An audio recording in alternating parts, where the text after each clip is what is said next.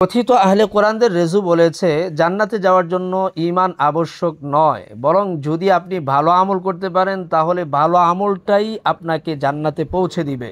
প্রিয় দর্শক, এই মাথামোটা রেজুর এ ধরনের মতাদর্শ, এ ধরনের চিন্তা চেতনা কতটুকু কোরআন এবং হাদিস ভিত্তিক, সহি বা বিশুদ্ধ, সেই বিষয়টা আজকের এই ভিডিওটিতে আপনাদের সামনে উপস্থাপন করতে চাচ্ছি। অবশ্যই ভিডিওটি দেখতে হবে শেষ পর্যন্ত যদি আপনি বুঝতে চান, জানতে চান। তাহলে চলুন প্রথমত কোরআনের মাধ্যমে আমরা দেখতে চাই আল্লাহ সুবহানাহু ওয়া তাআলা জান্নাতে যাওয়ার জন্য শুধুমাত্র আমলকে আবশ্যক করেছেন নাকি ঈমানটাকে আবশ্যক করেছেন। আল্লাহ সুবহানাহু ওয়া তাআলা সূরাতুল বাকারার 257 নম্বর আয়াতে কারিমায় বলেন, আল্লাহু ওয়ালিয়ুল্লাযীনা আমানু ইউখরিজুহুম মিনাজ-যুলুমাতি ইলান-নূর। আল্লাহ সুবহানাহু ওয়া তাআলা হলেন মুমিনদের অভিভাবক, তিনি তাদের অন্ধকার থেকে আলোয় এনেছেন। এই আয়াতে কারিমার মধ্যে আল্লাহ সুবহানাহু ওয়া তাআলা আল্লাযীনা আমানু শব্দটি উল্লেখ করেছেন, অর্থাৎ যাদের ঈমান আছে তাদেরই আল্লাহ সাহায্য করেন, পথ দেখান এবং শেষ পরিণতিতে জান্নাতে প্রবেশ করান।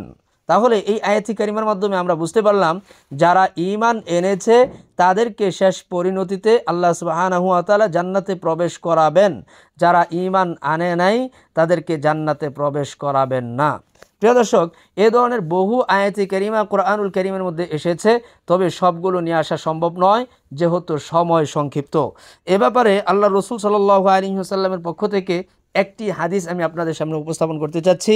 আন নবিয়্যু সাল্লাল্লাহু আলাইহি ওয়াসাল্লাম قال لا يدخل الجنة إلا نفس مؤمنة। আল্লাহর হাবিব বলেন, মুমিন ব্যক্তি ব্যতীত কেউ জান্নাতে প্রবেশ করবে না। ইল্লা নাফসুন মুমিনা, এখানেও মুমিন শব্দটি উল্লেখিত হয়েছে, অর্থাৎ মুমিন ছাড়া কেউ জান্নাতে প্রবেশ করবে না।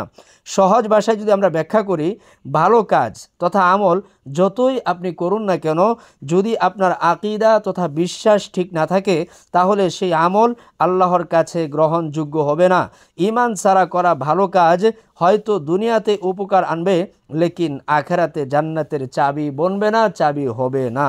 উদাহরণ দিলে আরও বুঝবেন, একজন ব্যক্তি দরিদ্রদের সাহায্য করে, গরিবদের খাওয়ায়, মিথ্যা বলে না, তবুও সে যদি আল্লাহ ও তার রসুলকে না মানে, কোরআন বা হাদিস অস্বীকার করে, তাহলে তার এইসব কাজ আখেরাতে তাকে জান্নাতে নিয়ে যাবে না।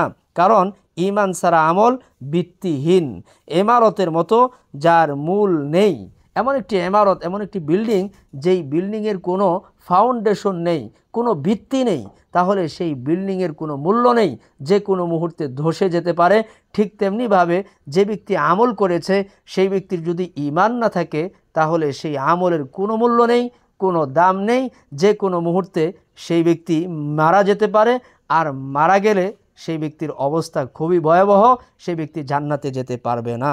প্রিয় দর্শক, আমরা এখন দেখব আইম্মায়ে আরবাআ অর্থাৎ চারজন ইমাম এ ব্যাপারে কী ধরনের মতামত পোষণ করেছেন। প্রথমত ইমামে আজম আবু হানিফা রাহিমাহুল্লাহ তিনি কি বলেছেন, আল ঈমানু শর্তুন লিসিহাতিল আমাল। ঈমান হচ্ছে সিহহাতে আমলের জন্য, বিশুদ্ধ আমলের জন্য শর্ত।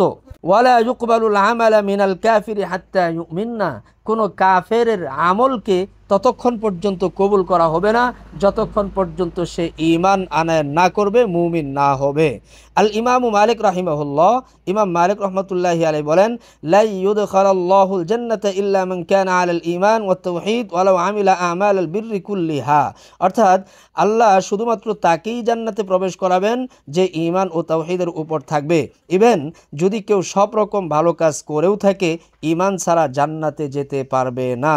আল ইমামু শাফিঈ রাহিমাহুল্লাহ, ইমাম শাফিঈ রহমতুল্লাহি আলাইহি কি বলেছেন, কুল্লু আমালিন লাইসা আলাল ঈমানি ফাহুয়া বাতিলুন মারদুদুন। অর্থাৎ যে কোনো আমল যদি ঈমানের ভিত্তিতে না হয় তাহলে তা বাতিল ও প্রত্যাখ্যাত। আল ইমামু আহমদ বিন হাম্বল রাহিমাহুল্লাহ, ইমাম আহমদ বিন হাম্বল রহমতুল্লাহি আলাইহি বলেছেন, লা ইউকবালু মিনাল কাফিরি আমালুন হাত্তা ইউমিন্না ওয়া লা ইয়াদখুলুল জান্নাতা ইল্লা মান আমান। কাফের যতক্ষণ না ঈমান আনয়ন করে তার কোনো আমল কবুল হয় না, ঈমান ছাড়া কেউ জান্নাতে প্রবেশ করতে পারে না। আমরা যদি একটু যুক্তির মাধ্যমে বুঝি তাহলে আরও বুঝতে পারবো, একটি ইমারত যত সুন্দরই হোক, যদি তার ভিত্তি না থাকে তবে তা ধসে যেতে পারে। ঈমান হচ্ছে সেই ভিত্তি। ভালো কাজ তথা সদকা, সৎ আচরণ দান, সত্যবাদিতা হচ্ছে ইমারতের উপরকার সৌন্দর্য। কিন্তু যদি কেউ বলে আমি ইমারত বানাবো কিন্তু মাটিতে কোনো ভিত্তি তথা ফাউন্ডেশন রাখবো না, তাহলে কি তা টিকবে? মোটেই না। তেমনই ঈমান ছাড়া যত ভালো কাজই হোক না কেন তা আল্লাহর কাছে গ্রহণযোগ্য নয়। যুক্তি নাম্বার 2, আমল কবুলের জন্য নিয়ত ও বিশ্বাস জরুরি। ইসলামে আমলের শর্ত 3টি: ঈমান তথা আল্লাহ ও তার রসুলের প্রতি বিশ্বাস। নাম্বার 2, ইখলাস তথা বিশুদ্ধ নিয়ত শুধু আল্লাহর জন্য। নাম্বার 3, সুন্নাহ অনুযায়ী আমল করা। একজন কাফের যদি ভালো কাজ করেও সে তা আল্লাহর জন্য করে না, বরং মানবতা, প্রশংসা বা নিজের বিবেকের শান্তির জন্য করে। সুতরাং সেই আমল আখিরাতে উপকার করবে না, কারণ তা আল্লাহর উদ্দেশ্যে করা হয়নি। যুক্তি নাম্বার 3, কোরআন ও হাদিসে সরাসরি এই কথা আছে, ইন্নাল্লাযীনা কাফারু ওয়া মাতু ওয়া হুম কুফারুন উলাইকা আলাইহিম লানাতুল্লাহি ওয়াল মালাইকাতি ওয়ান নাসি আজমাইন।